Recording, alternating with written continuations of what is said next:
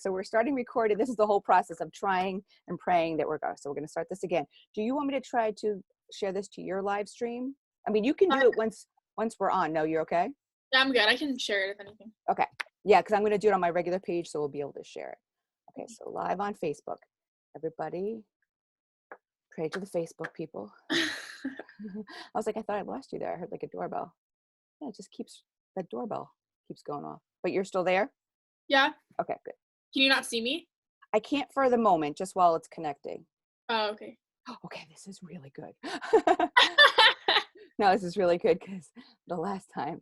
All right, so wisdom from a 70-year-old military daughter.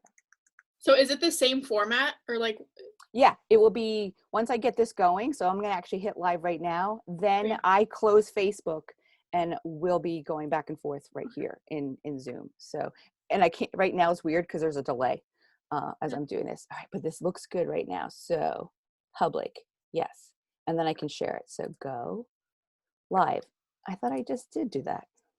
Oh no. No, it's fine. It said add a title. I thought I just did that, but we'll do that again. It didn't take that title. It's all good. All right, there's 2 boxes.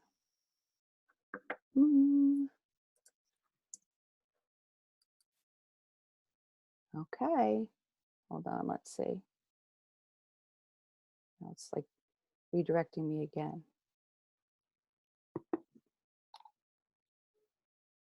I just got a notification. Meeting is now streaming live on Facebook. Yay! Okay, so let me close my, I'm gonna close my Facebook because I think we are. So I'm gonna check my phone just to make sure.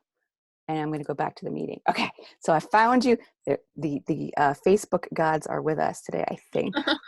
I'm giving them a lot of power, but let's just see if I'm on here, then I can share it to the miracle-minded woman. So you get to share it to there first. Yeah, well, I'm on my regular page, so it can be shared this way. Later on, you can share it to anywhere if you want. If it was in Miracle-Minded Woman, then you can't share it from there because it's a private group. Okay, I see it on my Facebook. I see it. Yay! Okay, I don't yet. So let me see, and then I'm gonna. That's a really. There we are. So welcome everyone who is here with us. I'm so excited. Just give us one moment. We're trying to do all the technology things, and very excited that it seems to be working. Share to a group, which is me and the Miracle-Minded Woman. Okay. Yes. All right. So now we're in all the places. So welcome. Happy Memorial Day weekend to everyone who's joining us. We are joining you from too many time zones to even name. Do you want to introduce yourself? Hi, my name is Natalya. I'm from Japan, and it is currently 10:03 p.m. So right now, if for those, because I have people signing in from everywhere. So I'm in New Jersey, so we're East Coast, Eastern Standard. So it is 9:03 and it is a.m. and this is a fake background. So don't pay any attention because it's raining outside, but it is light. And for you, it is 10 o'clock. And this is kind of how our coaching goes. So Natalya and I have been coaching together for 2 years? A year and a half. A year and a half. So yeah, because I think we're hitting on 2 because it was a summertime. Mm-hmm. So about 2 years, and we have coached through all kinds of time zones when you travel to right to California and different places that you've been. So when I talk about you needing to know her, when there's an intention and there's purpose, she makes it work. No matter what we do, she shows up for it. Yeah, she's just amazing. And so there's a few things that we're going to chat. We're just going to have a chat. So you are welcome to join our chats here. I'm trying to see if I can get, when I look, if people have questions, I just want to see if I can pull them up in case we have them. There we go. Oh, I have people saying already, where's my glasses? So let's see, because it's going to be informal. We are definitely informal, but let's put it this way, informal and informative. Oh, I love that. Yeah. Right? I do too. So we've got, Heather says, hello ladies, so excited to be here. Cher says, hi ladies. Samantha, I told you that was my previous student, says, hi ladies. Good morning, beautiful ladies. Hello, ladies. From Melissa, Claudia, Angel. Good morning from Florida. And Angel has a son that is in the military. So we have a lot of people who are very invested in being here with us and hearing what we have to say. So our forum, really, the informative but informational, is I want to hear about some of the places, because your life is amazing in what you've experienced in your 17 years. It really is proof to, and you know that because we talk about that all the time, that I get to leave and have learned something new. It doesn't matter where we are on our journey, as long as we're open to learning. And so I want some of the people to know, or all the people to know, some of the places you've been before you ended up in Japan. We're going to talk about the whole process of leaving, which we were just talking about a couple minutes ago, which blows my mind. I'm like, I had no idea. And I'm sure other people don't either. And then a couple things, some of your really pearls of wisdom that you've picked up and that I've picked up as we've coached together. So let's start with, where some of the places you've been? Like, where were you born, So, if you could say that? And like, where have you moved to?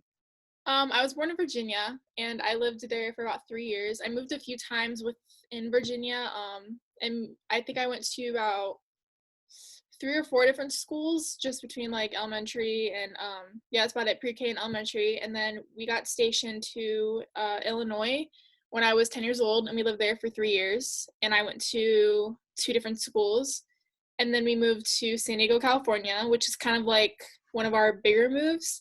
We the moving process for that is we basically packed up our house, and if I remember correctly, we had like U-Haul Okay. trucks, and then we did a 3-day road trip across the country to Wow. California. Showed up at our house, basically unpacked everything, and then we lived there for 2 years. I was supposed to graduate in California. We were supposed to have our orders extended, but then we found out probably 8 months in that we weren't staying anymore. So Is that the we had shortest stint you've ever that had? was Like, the shortest stay, yeah. So I was there about 8 months, and then we were already talking about where we were moving next. When I was under the impression we were graduating there. And so they basically sent us a list and were like, you can pick your top 3, something like that. It was a while ago. And then they would kind of, pick and choose. So we had, stay in California. I remember back to Illinois, there was like Florida, back to Virginia, and then Japan. And my mom brought it up to me, and I was like, I don't know about that one, Mom. Like, I'm not really into I that. Like, actually remember your mom, she put a lot of thought, and you were actually a very, very big piece of, oh, I just lost my mouse, of, of the decision.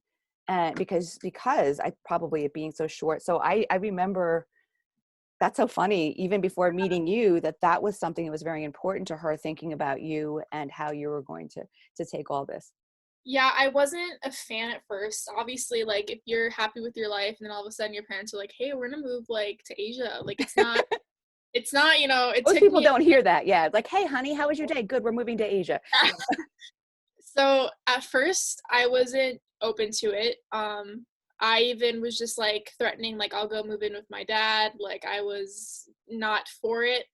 I was kind of just being stubborn, and I was like, Mom, like, put Japan on the last. Like, don't put it in the top 3. Like, don't. And I don't even know what it ended up being, but I just remember the day it happened. I was about to leave to go to the beach with my friends, and she turns around. She's like, "Hey, so we got our orders." And I kind of just knew, it's Mm. just like the energy, the You feeling. It's you just are like, very empathic that way, and intuitive. Definitely. yeah. I'm not surprised. And she would always ask, like, "How do you feel about Japan?" And I'm like, "Mom, well, why do you keep asking about Japan? Like, not gonna happen. So why do you keep asking?"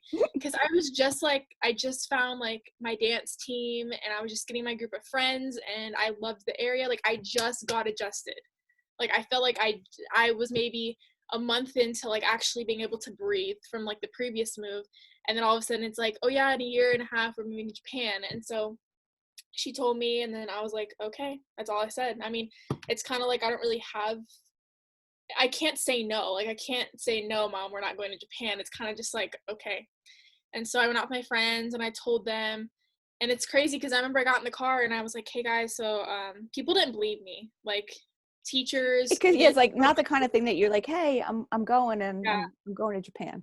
Yeah, so it's just people were super, super like closed-minded. Like, everybody that I had met in California have lived there since they were in pre-K. So the Mhm. idea of moving was so like, just it was Literally not. foreign, like Yeah, literally foreign to them. Like yeah. it was not something that they could Uh-huh. bring So into I their told, I told my realization. friends, I got in the car, and I was like, hey guys, like, we're going to Japan.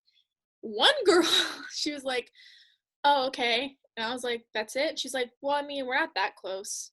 even though we had literally been best friends for like a year and a half. Or no, not a year and a half. Like the 8 to 10 months I've already been there, we were friends the whole time, like inseparable. And so I was like, okay. And then the other girl was like, oh my gosh, really?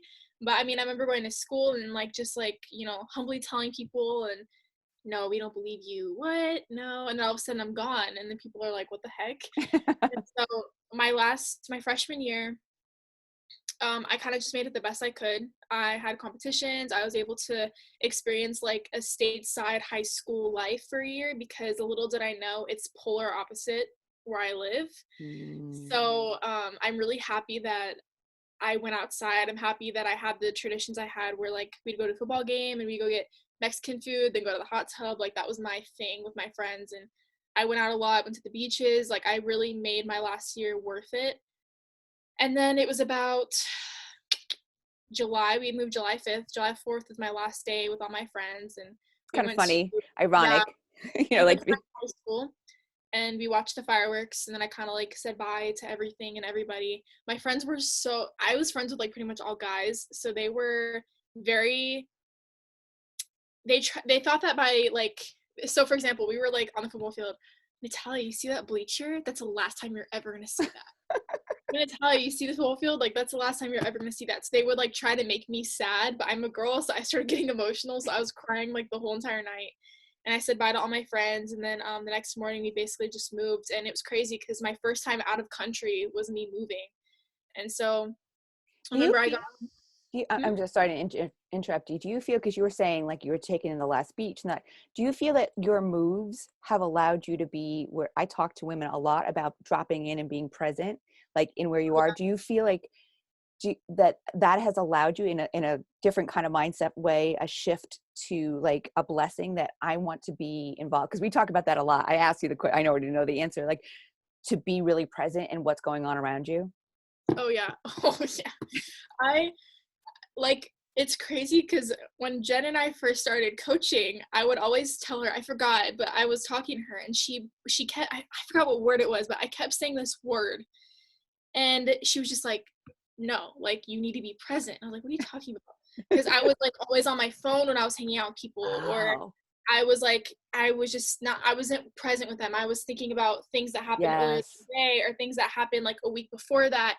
And, you know, Jen kind of just was like, you know, it was in the past and you can't change what happened, but what you can change is how you use that. Are you going to use that as like, you know, for pity, to victimize yourself, or are you going to use that to like help you grow? And so I kind of like kept that in mind. And so I found myself when I was with people and I was on my phone, I'm like, okay, I'm not being present right now. Like I'm on TikTok, I'm on Instagram. Like what am I getting out of this? And it's turned into like, after it was hard at first, like, you know, being able to just be 100% like not thinking about other things when I'm with the people. And I've really gotten better at knowing, because another issue that I was having was I always felt like I had to say yes if people were like, hey, do you want to hang out? I felt like if I said no, I was missing out. Now I say no more than I say yes. Oh my God, if there's nothing else, oh my God, do you hear that, women? Do you hear that? Like wisdom from a 17-year-old. Yes, that you don't have to say yes. Because I would say yes and I would be with them, and then I'm like, I'm just not feeling it. Like I'd feel low energy. Like just, you know, I would think about other things, or like I'm thinking about schoolwork. Like I'm just not present. So if I know that I'm not going to be like 100% present, I'm just like, you know what? Like, and my friends are so good about it. I'm like, hey, listen, like I'm not really feeling like high energy right now. Is it okay if I just stay home? And they're always supportive. They've never been like, you know. Did that surprise you? Like I know in the beginning there was fear of like, what are they going to, yeah, if I'm not there? With that, my friends have shifted. I've lost friends but gained so much more out of it. And I used to always be so focused on the number of friends I had. Like I remember I'd be like, oh my God, I have 7 friends right now, like that's a record. Like I really, oh, we never talked about that. I love just learning that. See, I just like would always hang out with people every day, different people, and I loved it, right? But I feel like I was giving too much of myself to too many people to where it was draining me. Little did I know. And so when I started like making those shifts and like changing my mindset, like slowly, like my friend group just started getting smaller and smaller and smaller, and not in a bad way. Like I'm not I don't have grudges with anybody. It's no like fights that broke out. You just like slowly just detach yourself from people. And I mean, I still hang out with these people occasionally. A lot of them actually moved. But right now I have my best friend Beatrice, and it's basically just me and her. And we actually kind of learned something this year. It's always been me and her, pretty much, just us two. And we were like, gosh, like, what if we had a third member? Like, we need a trio. Like, it's just us two all the time. Like, we don't even have people to take pictures of us. Like, so we spent so much time trying to find, like, a third person. And we ended up doing that, right? We found, like, a girl. We genuinely really like her. And we were hanging out with her, and it was just us three. And then me and her realized, like, slowly we fell off with that person, that third person. We're still mutual. We just naturally fell off. I told her, like, I think something we really learned was, like, you don't need, like, a bunch of friends. Like, you, like, I saw this quote. I'm going to try to find it. But it was basically saying, like, oh, the smaller your tribe, the happier your vibe, or something like that. Oh, Something I similar. love that. There's a new poster for your new room when you Yeah. go.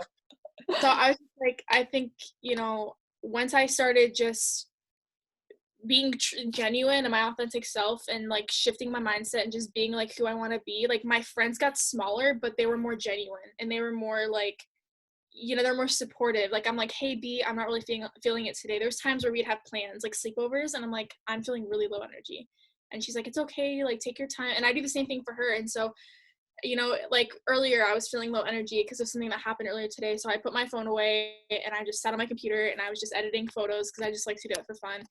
And so I think definitely. Wait, let me ask you something. So you didn't sit and wallow in that all night? You found something Well, that what I made you did, feel creative and get what I out did of that? is I sat there and I was like, okay, why am I feeling this way? Like, why am I upset? And then once I found out why I'm upset, I'm like, okay, well, how can I prevent that? Like, why am I letting this person consume so much of my like energy when they're not even in my life? And then I was like, well, I'm going to do something about it. Because what Jen always says is like, you can be upset and feel what you need to feel, but you choose how long you stay in that place for. Give So then, yourself a time. Can I just tell you, as we're going through, the amount of women that are saying, I wish I knew this at 17. I wish Jess says, I wish I had learned how to say no when I was a teenager. I wish I knew all this at 17. So happy that you have these pearls of knowledge at such a young age. So you definitely are connecting. This is what I said when we had our last talk, and it just kind of came out that I'm like, people need to know this. I'm like, wait a minute, we can do this. We have a forum. Yes, we're going to go live, and you're all for it. I said, because it really does not matter how old we are. These are the same pieces. You said something as you were talking about being present. I remember one of our very first, it may not have been our first, but one of our very first ones, and we're on computer screens together, and you could watch your eyes go the whole time, and you were feeling very anxious in school and all the things you had to do and your dates. And one of the first things we talked about was closing. Do you remember what we said? Closing all the, what was it? closing the tabs. Oh, I Closing the still do tabs. that all the time. Yeah. Yeah. Because you are really what you're putting in place right now at 17, when it's so easy to be completely indoctrinated with the phone and media. You guys, meaning your age group, more than us. You're already setting those boundaries. Talk about setting boundaries. You are like okay, I'm going to say it. Sorry. You're a boundary badass. You really are. Like you really are. You're setting them now with social media, with friends, and you're seeing, like, one of my favorite cards is you shift, they shift. You're seeing that with your friends, that your group is closed in a really, really good way, because you can go to them. And how funny, like we had never talked about that, trying to find that third person. That was at force. Because even when you and I were just talking coming in here, I said, I always leave it open, right? I have ideas that I want to talk about, but what would you have me say? How would you want this? And here you had that great story. You were forcing, okay, I think I need this third person. Wait, we didn't need a third person. Or, obviously you did for that short stint. Yeah, and today when we hung out, like for the first time, we put our phone up on a rock and did a self timer. Like we don't need a third person. Like it's so nice because like if anything. Oh, I was like, what? Oh, I see what you mean. Like taking a picture. Yeah. I was like, you put your phone on a rock. I gotcha. So I actually have something. So this was September 11th, 2018. So almost 2 years ago. This is one of me and Jen's first calls, and I would sit there and scribble at every single thing she said. Like this was just one call. She would talk. I had my pen, and I'm like, wait, hold on. Like, what'd you say? Like, I do remember that. So insane. I was like, I have to write down everything she's saying, or else like it's not gonna stick in my head.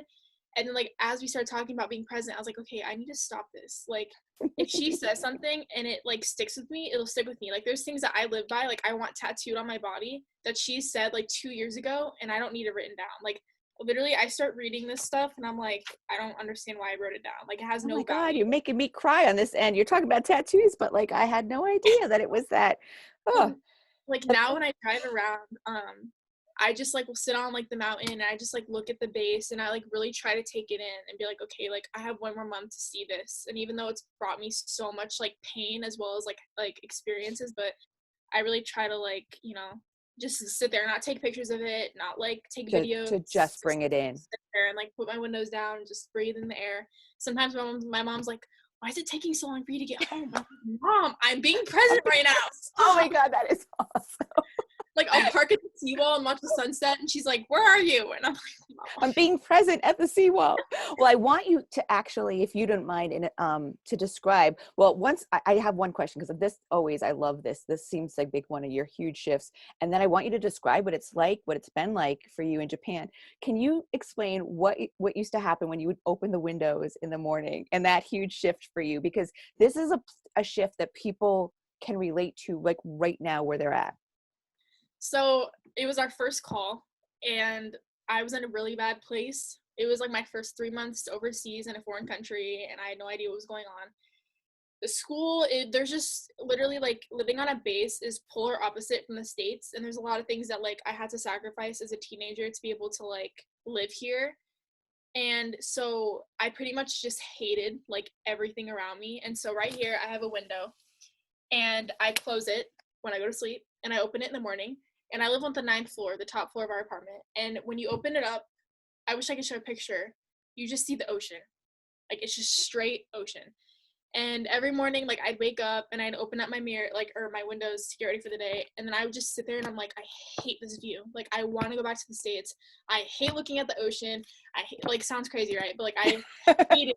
I every day I started my day, like I was so annoyed, just like low energy, just really toxic. And as I started like shifting my mindset, and instead of hating it, I started loving it. And like eventually it was my like what, maybe it took time, Mm-hmm. but after a little bit I would like open up my blinds, and it was my favorite thing to do in the morning, like because you'd open it and you had the sunrise, so it's like orange and pink, and then you have the fog like from the water, just like it's just like creates a silhouette. Like it went from opening it and like hating it, I want to go back to the States, I want to go back to here, to just realizing like, well, this is where I am, and I can choose to hate it or I can choose to like love it. And so now like every day when I wake up, I just sit on the edge of my bed and I just like look outside my window and just like I really love hearing you say that. Like that is so powerful for people that nothing changed. You didn't move.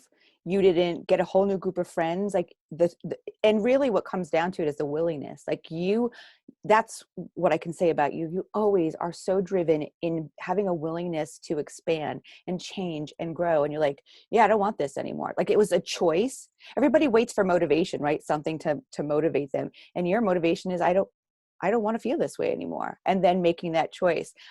Your mom, I have to tell you before you start explaining more about Japan, says, she repeated, the smaller the tribe, the bigger the vibe. Are your parents both in the military? Just one. Both my parents are active duty Navy nurses. And so luckily they're able to get orders to the same area. Oh, I see. Okay. Somebody asked, because Claudia asked to repeat it. Your mom put it on there for her. I'm telling you, people are going to be walking away. You think you have a notebook full? Wait, people are leaving with a notebook full of you right now. Jess likes that, the boundary badass. She goes, I absolutely love that. So you are. So you just met. Okay. So you can get schooled no matter where we are in life. So you're meeting one. So describe. So you said it was a polar. I love when you said that. So now that's a perfect like transition. You said it's a polar opposite. Can you explain some of the things that are so different that when we've gone together, I'm like, oh my God, sometimes I'll stop you because you're like talking normal. I'm like, wait, explain that again. Cause I just am trying to take that in. So basically, okay, I'm not sure, but I think our base is like, I could be so wrong, like a couple miles wide. We won't know, so that's okay. Like 1 to 3 miles wide. Like it's a very, very, it's like your own neighborhood. Okay. Basically. So a neighborhood. Gotcha. Half of it is ships and like helicopter docks and ocean, And then the other half, maybe a little less than that, is like our stores, our groceries, like our food, whatever. So we have this really small base, and we have our high school, Kinnick High School. And so I went from one of the top 200 schools in California to a military school, a DOD school overseas. My school capacity went from about 2,500 students to about 600 students. And so when I mean it's polar opposite, I mean, so on base, you can only drive on base. So I can only go like 30 miles per hour. Like that's the highest I can drive. I did not know that. That's actually funny. It's not funny, but your parents are like, woohoo. Yeah. I drive in the same circles over and over and over again. It's a fishbowl. Everything goes around. Good description. Yeah. So fast. You know, I used to be on our cheer team, and people would get in trouble because some random person would like take a video of them doing stuff and like send it in. Like everybody, it's good as in we're a community and we all back each other up, but at the same time, there's gonna be those people that, you know, use it for their advantage, and they're gonna like, you know, they're gonna stir the pot and make things worse. So it just, information gets spread around really fast, whether it's good or bad. As far as the things that I've had to sacrifice being a teenager, it's kind of hard because I feel like I sacrificed things, but I also was able to like go to Tokyo on the weekend with my friends. Yeah. I think what I mean by that is, for example, here, I had to buy my prom dress online. I had to buy my homecoming dress online. Like you have to just buy stuff online hoping that it'll show up and it'll fit right. You pretty much, all my clothes I have, you have to buy off Amazon or just online shops. They don't have American stores here in Japan. They had Forever 21, but it closed down. So there's, how far? Because you've told me you would get on a train or get on like to. So there's H&M and then there's Lush. That's the one you were talking about. Like only two American stores. They have like Adidas and Nike and all that, but since it's in Japan, it's like double the price. So nobody actually shops there. It's in Shibuya, which is like an hour and 30-minute train ride just to go to H&M. Like that's actually, there's a H&M opening right off base, but of course you're moving on, so what the heck, I'll let the train fare wasted. But so I've never been able to just be like, hey guys, want to go to the mall today? Or so anything that you experience in the States, I don't get here. So we live on a small base. I have McDonald's, a limited Starbucks menu. We have some like Popeyes, like that's pretty much it. We only have about 4 or 5 fast food restaurants on base. We have a Chili's. We don't have a clothing store on base. We have a Next, which is basically like, it's so. You were just talking about that. You were just talking about that. That just opened up again. It's so limited. You have like one section with electronics, but they're so far back. Like we don't even have like the iPad Pros yet, or like any of that stuff. And then we have the section with like fake makeup and then like cleaning supplies. And then you have some clothes. Yeah, and then you have clothes, but half the time you can't even wear the clothes because it's not on the base's dress code. Like the base is the dress code. You can't just walk around like. So what's that? Like you can't wear crop tops. You're not supposed to wear shorts if they're above your fingertips. I'm not gonna lie to you. People don't pay. Like I don't even follow it. But like if they want, but it's set right. If they wanted to, they really could. Like it's yeah. You're not allowed to like show like your shoulders. Like you're not aware. You can't wear open-toed shoes. Like those are the basic things that you're not allowed to wear on base. So a lot of it's not even approved. But then it's style that's not like trendy now because it takes forever for things to get here. So by the time it gets here, it's not even like in style, I guess. And the selection's so limited. And then we have our commissary. That for all of you people that are like, oh, GMO free, gluten free, vegan, like that's not your move here. You pretty much have to go grocery shopping every like 2 or 3 days because everything spoils. Like I was going to ask you, you just told me about that and I never thought about it. Like talk about the fruits and things like that. So our fruits, our apples, prime example, last Sunday when we were shopping and our apples I had to throw them away after 2 days because they get all like mushy and brown. Our strawberries just are gross. The bananas, gross. Our vegetables mold pretty fast. The meat, really small selection. We pretty much eat the same thing like every single week. We have pork chops, chicken, beef, and that's pretty much all we have at our store. And this is because it takes so long to get to you, right? That, and it's just, we're not gonna, we're on a military base. They're not worried about what kind of bread you want to eat. Like, we probably have like 5 selections of bread. Like, it's very, very, very small. So it's kind of hard to like eat healthy here because like you're really bored always eating the same food, same vegetables. Like, you know, like it's just, it's really hard to be motivated. There's a nice gym and stuff like that, but like there's no getting in a car and driving to the mall or going to the beach. Our football games here, I think we had our senior night football game and like 3 seniors showed up, and it was me and my friends, one of which was my teacher. I love that, because tell about I was like blown away when you were talking at one time about your football teams. Like, my thoughts of, you know, working in a middle school and a high school and going to high school myself, you'd get on a bus, you go see your team. Oh, okay, yeah. How far do they have to travel for games, like regular football games? I was on the cheer team, and we traveled with the football team a couple times. So basically, there are other military schools in Japan. So we have like Yokota, Ozama, like there's a bunch of different, it's kind of just like a normal city where you have like a bunch of different high schools, but they're all military, but they're about 2 hours apart. So like Atsugi is like an hour away, and then Yokota is 2 hours away, and then you have schools that are 12 hours away. We have Okinawa, which is attached to Japan, but it's separate. It's kind of like how Hawaii is to the United States. It's not attached. They have to fly to go to those schools. You fly to Korea, you fly to Guam, you fly to just different parts of Japan. And then if you live in Italy and you're a military child, you go to like Germany and like a bunch of different places in Europe. It's really cool. You get to travel like outside. Like I had friends on the football team, and they went to Korea like twice. They flew to southern Japan a few times. It's really, really cool being able to travel. It's really nice. So yeah, because that's, even when you talk, like the different things that you've taken away, like what your mom said when we were going through here, it says, especially since the shelter in place, you can't go off base and get fresh fish. So like even adding to something that you might have had before. So like our complaint about shelter in place here is not exactly the same as what's going on for you guys there. But you do then have these other, I mean, there's things that the normal, if you want to air quote normal American life, let's put it that way. And then what are some of the things, like you've done a mission trip, right? Yeah. So my sophomore year, I met this girl, Beatrice, my friend that I'm telling you guys about now. B, you're famous now. B, yes. Literally, she was sitting at a desk, and I just sat by her. I had no idea who she really was. We met like once, and then she was just like, "Do you know what a mission trip is?" And I'm like, no." And she's like, "Okay, well, like, I have a teacher here, and she went on a mission trip to the Philippines, and like that sounds so cool." And I'm like, "No way." She's like, "Yeah, do you want to go ask her about it?" And I was like, "Okay." So we got up. We barely even know each other. Like, this is about October of our sophomore year. We get up, we go ask the teacher, we get information. I remember texting my mom about it right away, and she was like, "We'll talk about it." And pretty much right away, my mom was like, "Yeah, like, let's do it."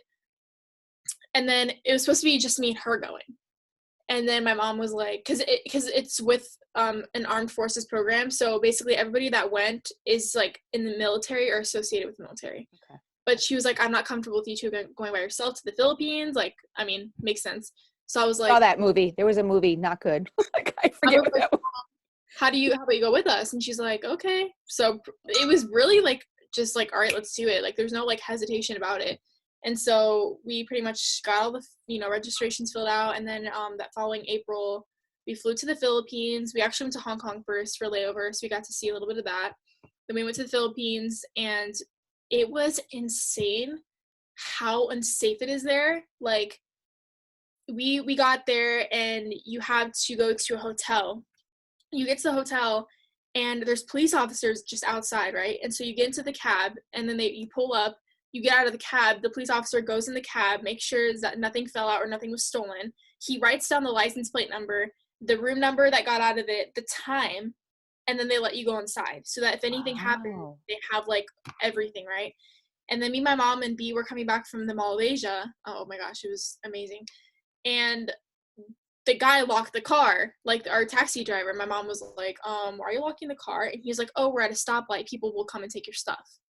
So like they'll just come open up your door and just take your stuff. And we were as like, you're in it? Like while you're in. Yeah, because we were at a red light, like parked by the sidewalk, and we're like, okay. And the route, it was just super like run down. Like you could just tell it was such a poor like city. And everybody was out late at night. Like it was just really like it felt unsafe.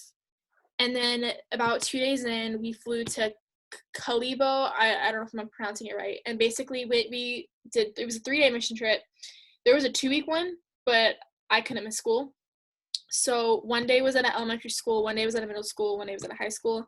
We served about 1,200 people. We evaluated them, give them like free medical care. We gave them like, we did like circumcision, cyst removals, stuff like that.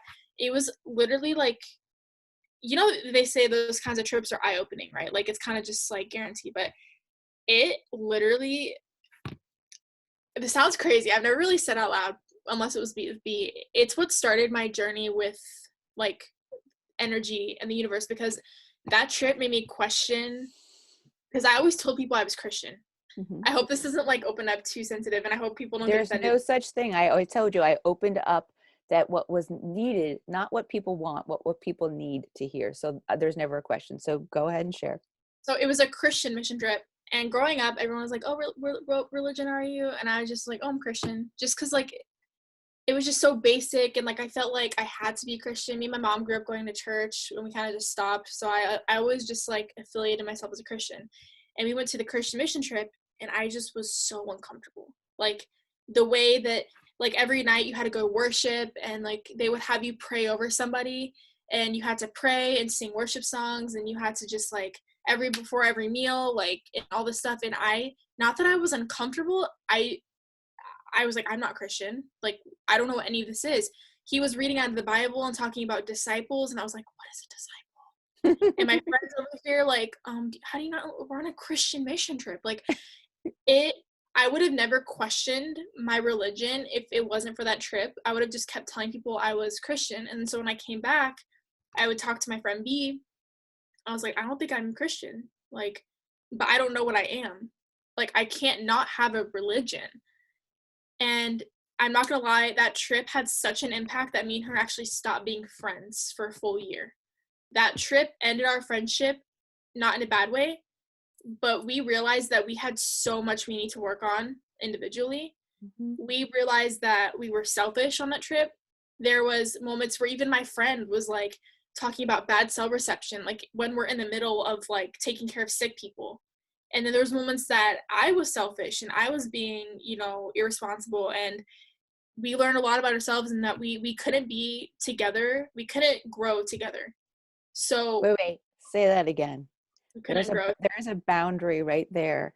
I mean, you have no idea the amount. I knew that there was going to be nuggets for people, but when you go back and watch this, one, that was a phenomenal trip for you as much for them, because you were able to start to question things that how often do we just live life not questioning anything, whether it's the people that we're with, whether it's our religion, whether it's belief systems. We talked about that. The whole point of everything we do is, wait, do I believe that, or was it given to me by somebody else? And do I still believe that, or do I release it, or I shift it? So everything is about our belief systems.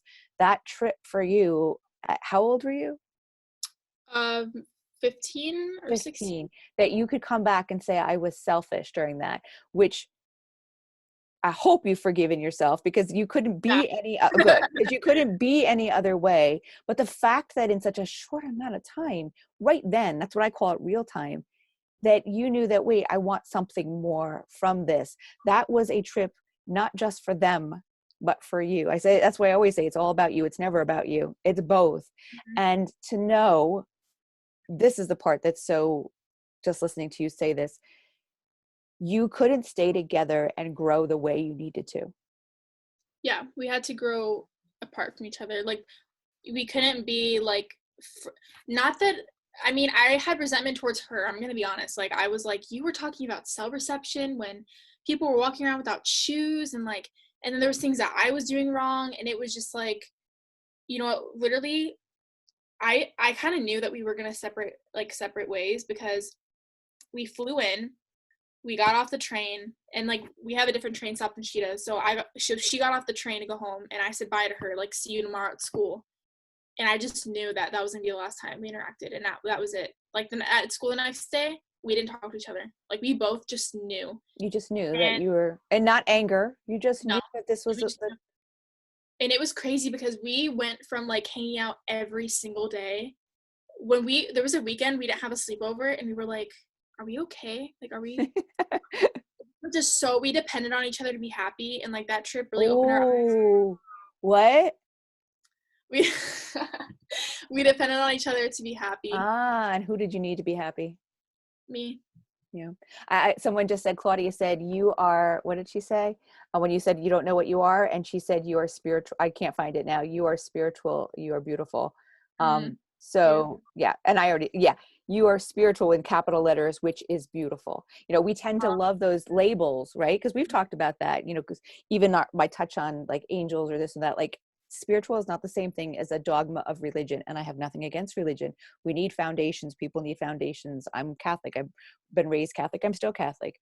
But to be spiritual to me is a deeper Mhm. meaning through whatever label of a religion we're given. So you were definitely given that by, oh my gosh. And people are just saying, hold on, I have to give this to you before we go on. They're repeating you. We couldn't grow together. Wow, with capital W. So many of the relationships in my life have wound up this way. And I wish at the time I'd had this kind of wisdom. Yeah, your wisdom is unbelievable. I had another, Jamie says, so true. Can't grow with some people. Been learning that. Thank you for sharing. See, I knew, I told you. And what I tell you, that's because you've been documented. Well, you have so much wisdom for a young adult.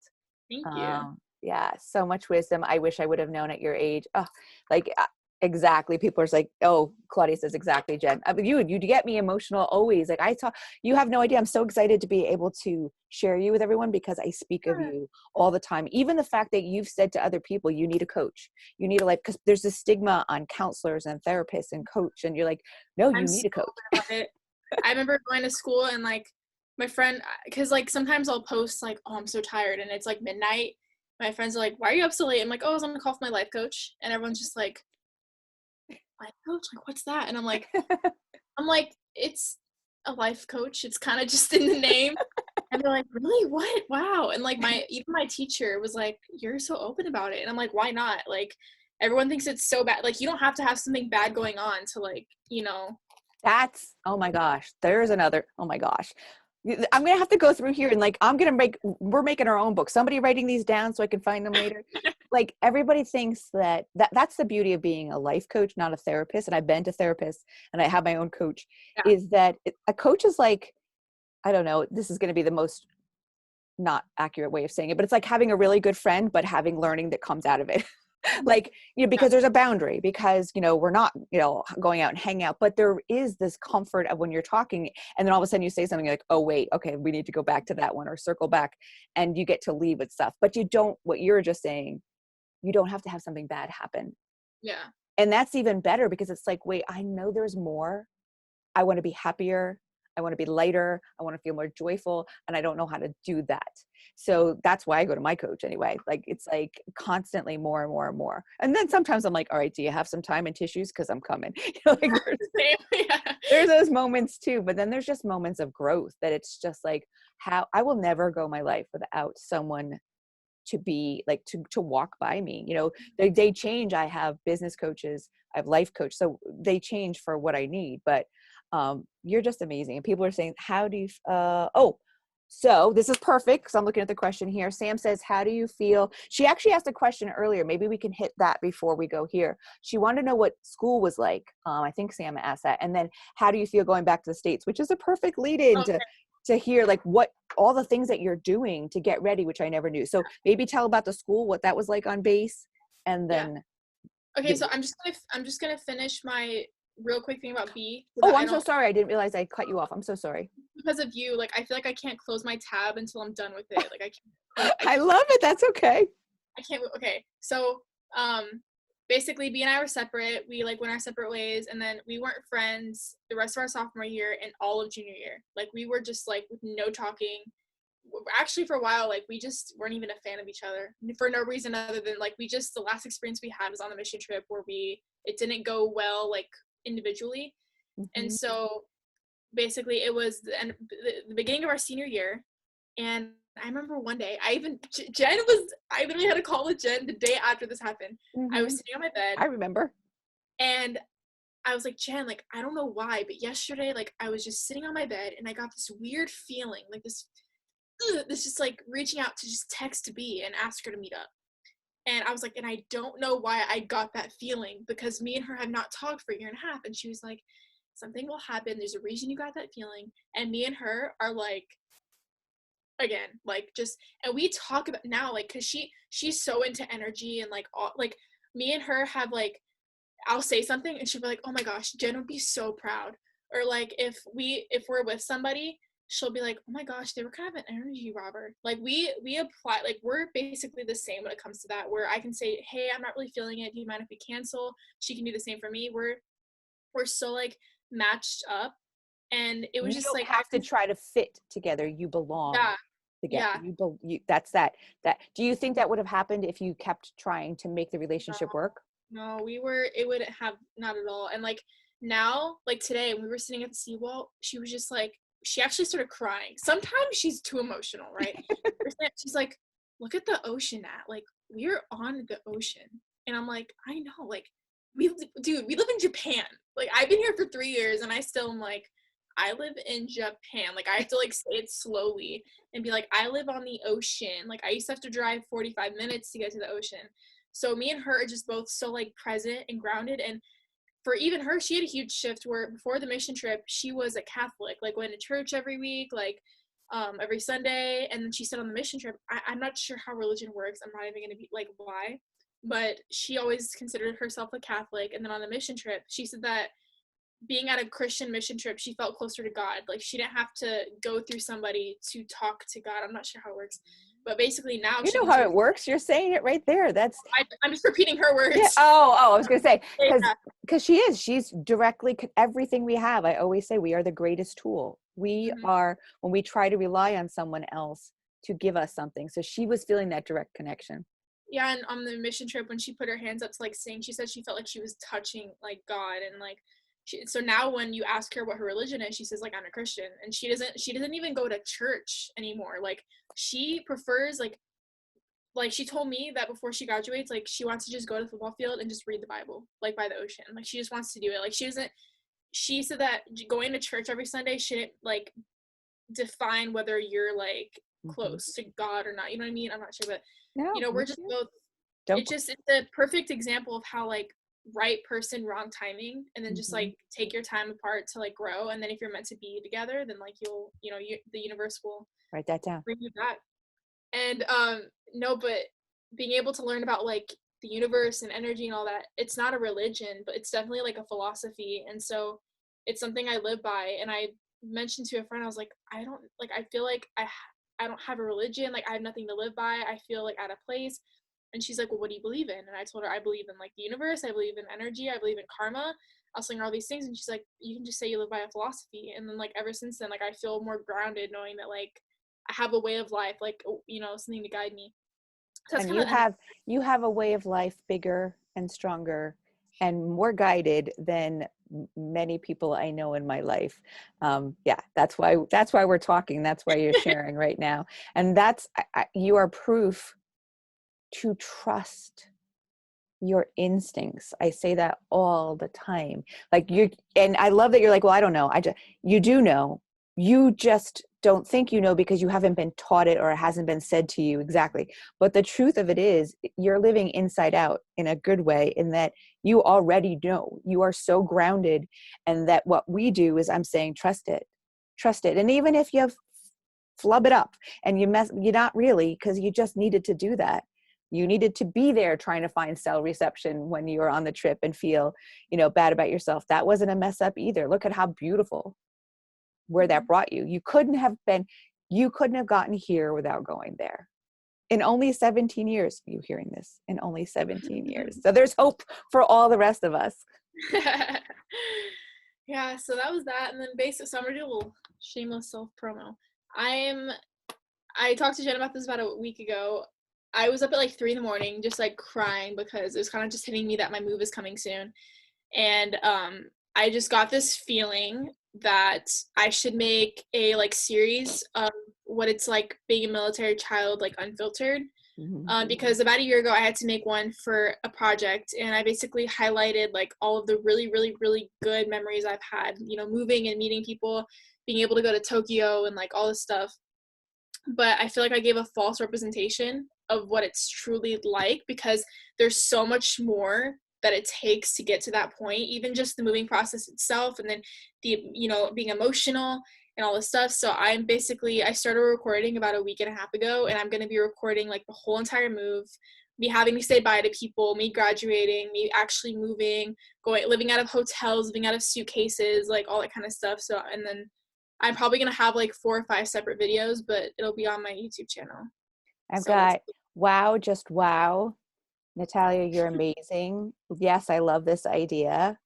Um, oh, and Jamie, yeah, we say this, there's a big difference between fitting and belonging. Fitting is yeah. trying to is forcing. We've talked about that too. Where belonging, that release on how it's supposed to be, that's when you find a place. That's how the miracle-minded woman came to be. I never felt like I fit. I was trying to push, and then my coach had finally said, "You're looking in the wrong direction." I was looking at this tiny little circle. I'll give Rob that credit, and he said, "Why don't you turn 180 and see the rest of the world?" And that's when I turned. Oh, I love that. Oh That's God, he made me cry when I sat there. That's how I'm like, oh my God, I've been looking at this tiny little circle, like oh, trying to that's fit so in that cute. circle. I love that. Yeah, and he's like, he goes, why don't you just turn 180? He goes, the rest of the world is waiting for you to find it. And I was like, Oh, Rob, I love oh, Rob. that. Oh, I know. I'm like, I miss him. I haven't seen him since quarantine. Um, Oh, I know I'm needing him so badly. That doesn't sound right, but you know what I'm yeah. saying. But, and that's when I was like, damn, I'm going to create a place I belong. Like I'm going to be the center, and you don't, you know what I mean? But I'm going Yeah. to be I'm already in that. And then I'm going to say, come find me. So that's the belonging versus the fitting. So I have Yeah. lots of questions of what this is like now. Fitting, wrangling of moving. How is this going to, because this just amazes me. We were just talking about what you have to do. Like I want you to hear from, like we say, oh, Memorial Day weekend, and we're celebrating the people. And a lot of times we think about like the people on the front lines, but we forget about all of the families, like your family being in the medical field there. And then what you as the daughter and son, you have brothers, what that's like moving. So when I moved from California to Japan, I love my best friends, but basically like I was telling them how it's like hard being a military child, and they looked at me in the eye and said, "You don't serve." And they were like, you know, "You aren't in the military, so Oh, you you don't." serve. Oh, you serve. I You said, serve "Do you us. see?" I was like, "Do you see me packing up right now, moving with my parents?" And they were like, "Yeah, but like you're not in the military." And I'm like, "Okay." And at that point, like you understand, like I'm not gonna engage any more in energy into that conversation, because you know that it's just you're not. I'm not gonna add fuel to the fire. Like those people are small-minded; they don't understand. So there's no point in trying to make them understand. They'll get it eventually. Like you said, people have different routes. Some are longer than others. So I kind of just let it be. But as of right now, it's different whether it's like a domestic like move or an international move. But basically, right now, we have our pack out in 2 days. 2 days, Sunday, Monday, 3 days. And they'll take, it's called a household shipment. So they take anything that you can't fit in a suitcase. So they'll take all of our TVs, they'll take my bed, they'll take like all of our furniture, desks, anything you cannot put in a suitcase, they'll take. And then that gets put on a boat. And then that'll take about 2 months to get to the States. So essentially, for the next 2 months, we're going to be living out of suitcases. We're going to be in hotels, rental furniture. 2 months. Like I just thought like you packed and went. Like so for 2 months you are what I've been in quarantine. You will be, and what do you have instead? So all of your stuff will be gone. So we'll have rental furniture, but it's like you think that like if you're in the military, you'd get like good treatment, but it's actually the opposite. So essentially, our couch gets taken, and we'll get pretty much a bench. It's like a wooden You were bench telling me this. I was like, oh my with God. a wooden back that goes about halfway up your back. And it's just like a little cushion that can fit like 2 people. And then they'll give you 2 little chairs that you can sit on. And there's a family of 5, so it doesn't even like fit all of us. They'll give you a really small, like literally the dining room table that they give you is smaller than my desk. And they'll give you a twin bed, they'll give you a really small dresser, and that's pretty much it. That's all they give you for about a month. Um, they'll take our TVs, so we have to use really, really small ones. If we didn't already have 2 right now, we'd have to buy TVs. And if we weren't in quarantine, that wouldn't be a problem, but that's kind of like our only Mm, source of like, what's the word? Source of entertainment. yeah. So like, all of our stuff will be pretty much living like that for about a month. And then they'll take something called the express shipment, and that Your mom says it's like waiting room furniture. That's yeah, it is. I It could is. picture that. It Oh is exactly. It's blue and brown. It's very ugly. my God. Yeah, and so yeah, my mom's Candace. If people didn't pick that up already. Yeah. I'm sorry. I should have pointed that out. I didn't even think of that as I was going through. But yeah, so when I can see a comment, I'll bring it on. So express shipment is basically about a week before you move, and that's when they take anything that like you're gonna need right away. Like you don't need your couch right away, essentially, but like you're gonna need your clothes, you're gonna need your essentials. So they'll give you about a box or two, and then you can put all your leftover clothes in there, all your leftover like toiletries you don't need, whatever. And then that takes about a week to get to your new area versus a month.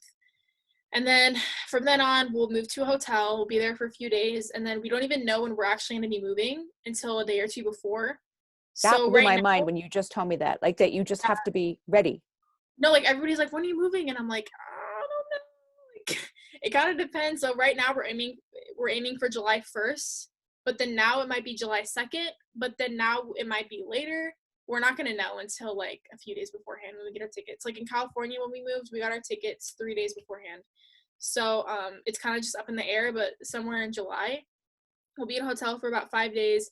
We'll fly to the States, and then we'll be in a hotel up until the end of July. So for a full month, we'll be in a hotel with the 5 of us, just living out of a suitcase pretty much. And then we'll move into our house, and then that's when we get all of our big stuff back. So we finally get all of our stuff. We're able to make our house and build it, and then half a month later, I go to college.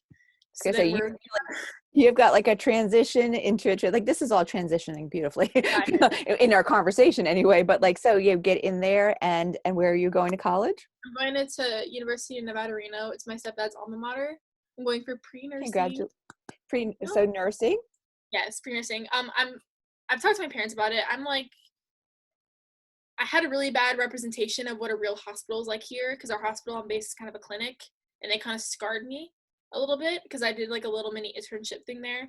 So right now my route's nursing, but I'm also open to doing like marketing or business, because I'm really also, as much as I'm like, I love like medical, I love helping people, I also love like social media. I love like filming, photography. Like the idea of running like a business is like really appealing to me, even if it's like life coach affiliated, like something like that. So I'm just being, like you said, I talked to Jen about it last week, but just like Maybe you'll keeping be my marketing for life coaches. yeah. Just keeping my options open, not like, looking for an answer, but just waiting for things to come to me. But yeah, so when we first moved to Washington, we'll have to get new driver's license, new cars, new phones. We can't bring our phones with us to the States. So we Oh, won't have those are some of the things that you told me. Yeah, like I never thought about licensed phones, like all of that. Yeah. So we won't be able to bring our phones with us on the plane because they're Japanese phones. So we'll leave them here. We'll go without phones, and then we'll go get phones, and then cars. We have to all get new driver's license. Getting stuff ready for the house is pretty much just, and then living at a hotel, trying to find things to do, get to know the area. Probably get shots. We might be in quarantine. We don't really know yet, but it's pretty much going to be Oh, I nonstop. never thought about that, about Yeah, quarantine, possibly. might be quarantine. Somebody asked, I think Heather just asked, I should just leave my glasses on. They're so dirty though that I can see you better in some ways without it, but I can't read. What is this? Stop movement has us uncertain. That's what mom says. Melissa says, where are you moving? You said Washington, right? Washington State. Washington State. So you'll be in the States. Yeah. Someday I'm actually going to meet this girl. And when I do, I don't care about quarantine. I'm hugging you. Wait, hold on. There was a question. Oh, Heather asks, is your YouTube your name? So people are looking. Yeah, it's the same as my Facebook, Natalya Mullen. So that answers that part. I remember somebody asked earlier, they said, how do I feel going back to the States? Yes. Literally, like, I filmed a part for my video talking about it, but I literally just started breaking down because, like, once you have an experience, like, living in Japan, you don't know how to go back to normal life, like, quote unquote. Because, like, when you see even just this small part of the world and just see how amazing it is, like, learning the culture, like me living in somebody else's country, like learning like their morals and their values, their food, like they stand on the left side of the escalator so that if people want to walk up, they can go up the right, and then if you want to stand, you stand on the left. Like when I go to the States, I stand on the left, and I'm like, oh, I don't have to do that here. Like you completely Wow. learn just everything in like the language. I remember going back to the States and I was like accidentally speaking Japanese. So like once you experience living somewhere foreign, it's like you don't know how to go back. Like I don't know. Every time I've gone to the States, I'm like, I'm just here for vacation. Like, and then I'm going back, right? And so now that I know I'm moving back, I'm just like, how am I supposed to just go back to normal? I feel like my life has been on pause for 3 years. Well, I can answer that. You're not going back. And you're coming at a That's true. really, Yeah, you are, yeah, and you're yeah. coming at a really good time because none of us are going back. That's the truth of it. So your transition couldn't come at a better time because there is no back, you know, and I Mm-hmm. think people are realizing, because we always love to live in the past and what we knew, because it's a place that we can, we have some kind of relation to, and that it's something's relative. And I think that's what's so hard right now about all this in quarantine. There's nothing for us to relate to because it has never existed. So for you coming back, the one thing that you're going to give yourself every single day is grace. Mm-hmm. Grace every day, as that this is my new, that not trying to connect it, because you're going to be in the same place all of us are. We're never going to have what we knew. So if Mm-hmm. there's any time that's good to try to assimilate back into something new, that sounds really strange, back into something new, this is it Mm-hmm. for you. This is going to be, you're going to need to give yourself grace. This is Yeah. totally going to be, and like you always say, be present. Everything's going to be like, oh, okay. And you're going to have you're going to be like Sybil. You're going to have a lot of conversations going on in your head. Well, what am I thinking about this? Or what do I like about this? Or it's stay in touch with you all the way through. What people might not know is that like it's culture shock coming to Japan, but it's also a culture shock going back to the States. Cause like I go from like having very minimal conversation with anybody outside of our base to where like I have to like point to things. And that's also something I've learned is that you can communicate without words.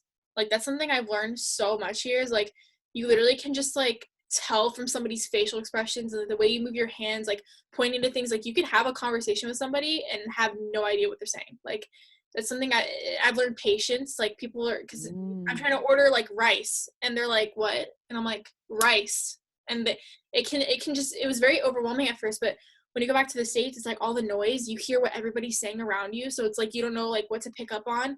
And like, cause here, like if you're out in town and you hear somebody speaking English, you're like, oh my gosh, like That's you're very American. interesting, in Yeah. So that the fact that even though there's noise, it's not impacting you because you don't know what they're saying. So you're paying a lot more attention. But don't you think? Like, I would love the idea to start to pay attention to that. Like right now, even though I understand what everyone's saying, I love that concept to it's like filter out. when I used to need to clear my head, I would go walk off base because I didn't have to like the chatter, like I didn't understand the sound of anything around me. Just like I just felt the breeze, the air, like I would hear noise, but I didn't know what the noise was. So like I just felt very like in my own world, in Mm. a different world. Like I'm my own, like you're standing somewhere and you're the only American there. Like that's pretty much how it is. And so when I go back to the States and I'm sitting there at a restaurant and I can hear the kid behind me and like like when I got back to the States, the first couple days were just crazy. Like you hear the kid behind you talking and then you hear the Mm-hmm. waiter and the waitress, and it's just like too much noise because you're not used to it. And like even the sound of like fire trucks and like ambulances, like you don't hear that as much here because we're on a small base. So like Mm. all of it's just really overwhelming. Or going to the movie theater, that freaks me out. Like when I went back to the States, I had to sit by the exit because like it's also a safety thing. Here in Japan, I can walk in an alley at midnight and I'm fine. I live Really? Oh yeah, me and my friends, like my curfew on like is like 11:30. So like me and my friends would just come on base from like Tokyo. We'd walk through, get some food at like 7-Eleven at like 11 o'clock at night, and we feel no harm at all. On our base, why would we? Everyone on here is military affiliated, so we're so safe. And then we're like, hey guys, did you hear about that shooting back in the States? Like, did you hear about this school Mm. shooting? Did you hear about that? Thank God we're here and we're safe. It's like we're like we're in another Like bubble you're kind of watching. cloistered Yeah, there. we're like watching the States. And so now that I'm like, I'm going to be going back and that's going to be my life, like I'm no longer separate from it. I'm now a part of it. And it's things I'm going to have to worry about. Like there was a shooting in Seattle and I'm like, are my little brothers going to be able to like go out with their friends, like when they're older, to be able to like hang out, or is there going to be a shooting? So it's just like, so concerns. So you've got some worries and things change a lot in 3 years. And so it's just, and I just found out that like a few months ago, one of my other brothers, like he almost died because of an interaction with other people. And so I'm just like, it's just all the being unsafe, and it's a lot overwhelming and nerve-wracking and a lot of thoughts, but at the same time, like I just need to take day by day and just take deep breaths, and that's all you can do. I did want to ask before we wrap up, because I know that came up a couple times, schooling, because I asked how the school was it that different, because you still had American school on the base, like, so that was a question, like, was it different, how was that? I mean, even though it's jumping backwards, but I know that came up more than once, so I just want to make sure that we at least touched on it.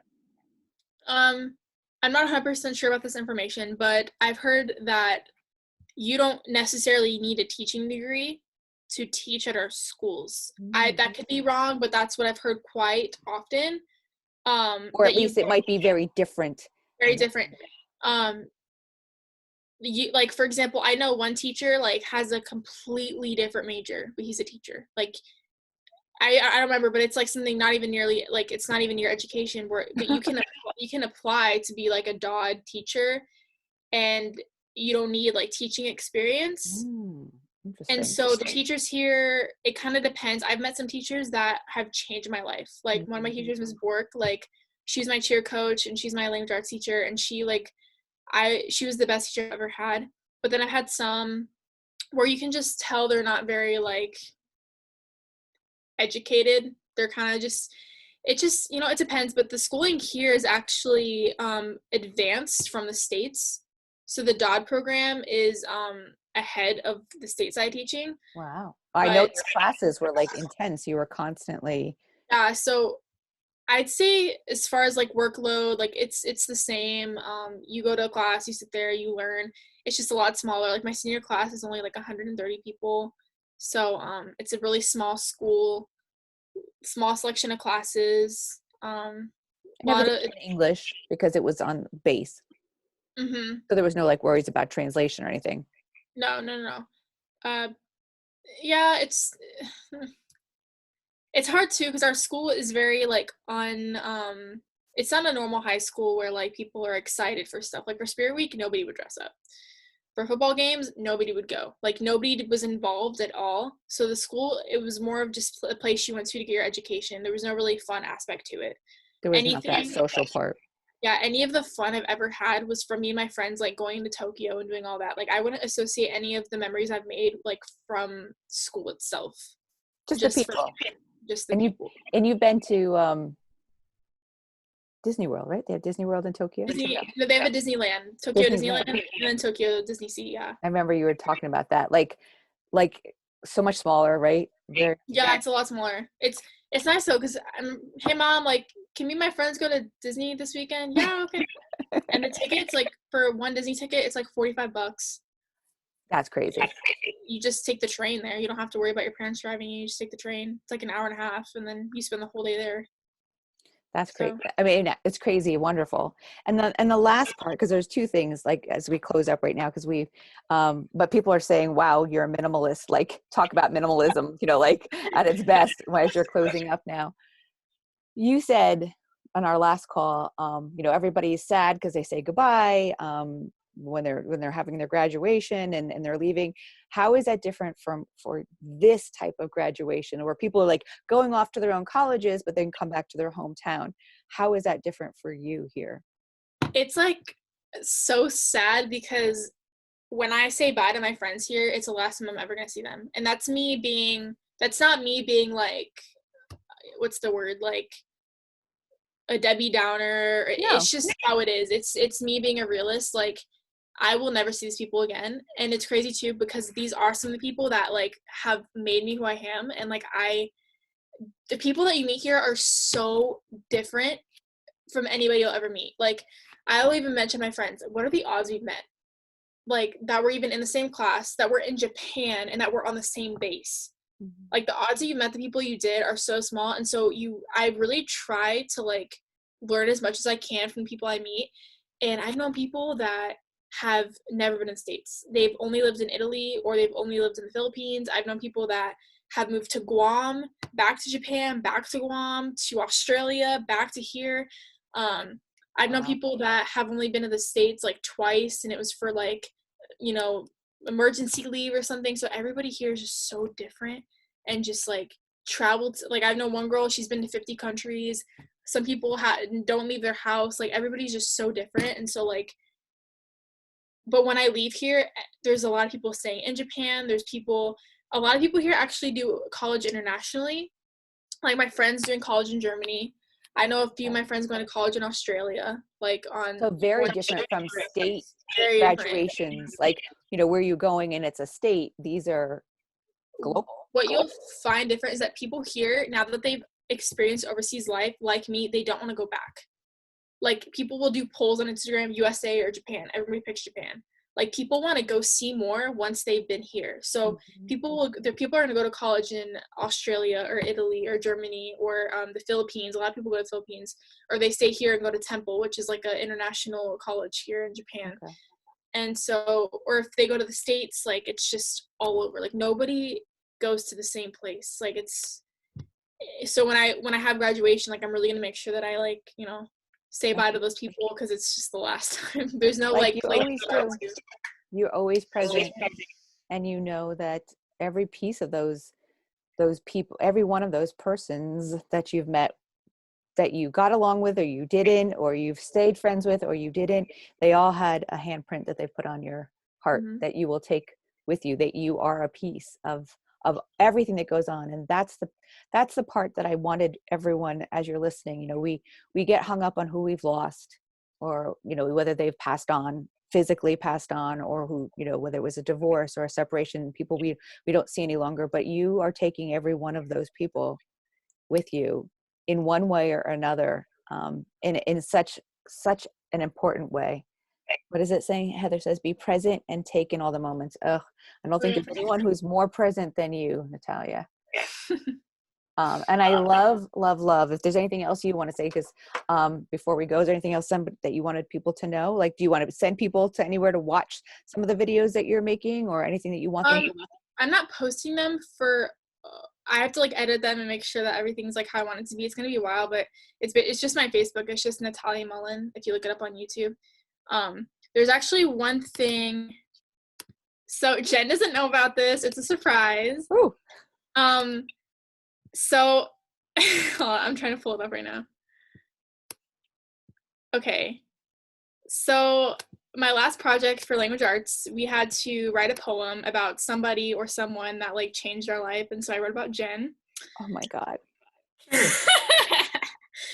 You could have told me I would have put waterproof mask. I've already been like on and off. You'll watch me all the way through this. I'm like, she is so amazing. So it was basically just something that like changed who we are from kindergarten to senior year.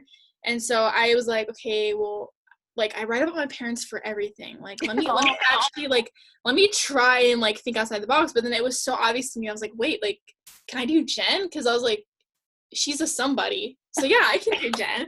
And so, oh my God, I love that. I'm gonna put that on a shirt. I'm a somebody. So okay, literally, it's really short, and it had to be a specific like outline. So I'm sorry if it's not like A+. I can't believe you're apologizing to me. I'm crying, and you just told me you picked me. So. Well, I got a 10 out of 10, so I think I did okay. Okay, dear Jen, broken. So damaged from the past, I couldn't seem to live in my present. Waking up, hating the view. Waking up, hating the life. Waking up, hating myself. A hatred so deep, a day without crying was unheard of. A hatred so deep, I pushed away everyone close to me. B is an example.